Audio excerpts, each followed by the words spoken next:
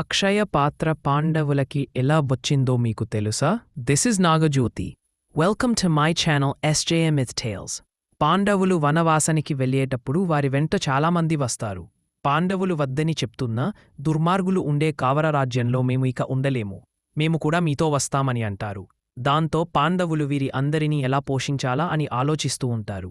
ధర్మరాజు సూర్యుడిని ప్రార్థించగా సూర్యభగవానుడు అక్షయపాత్రని ఇస్తారు. ఆ అక్షయపాత్ర మీద మూత పెట్టి ప్రార్థిస్తే ఆహారం ఎంతమంది అయినా తినచ్చు.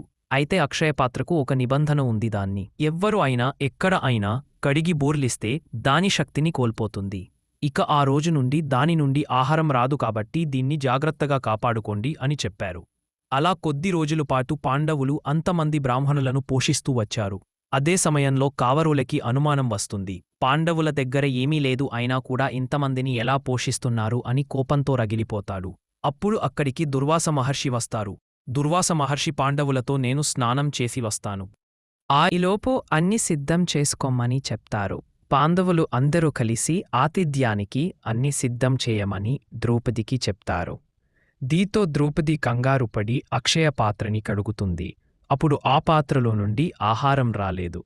అప్పుడు ద్రౌపది ఈ విషయాన్ని పాండవులకు చెప్తుంది. అప్పుడు పాండవులు అందరూ కలిసి కృష్ణుడిని ప్రార్థించారు. అప్పుడు కృష్ణుడు ఆ పాత్రని మళ్ళీ ఒక్కసారి చూడమని, ఒక్క మెతుకు అయినా ఉంటుంది అని చెప్తారు. అప్పుడు ద్రౌపది మళ్ళీ ఆ పాత్రని చూడగా అందులో ఒక్క అన్నం మెతుకు ఉంటుంది. మెతుకుని తెచ్చి కృష్ణుడికి ఇస్తుంది. కృష్ణుడు ఆ అన్నం మెతుకుని తినేస్తాడు. కృష్ణుడి మాయ వల్ల వాళ్ల కడుపు నిండుతుంది.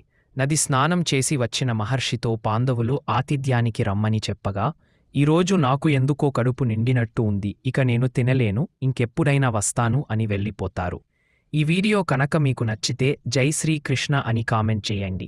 మీకు ఇలాంటి వీడియోస్ కావాలంటే please like, share and subscribe to my channel.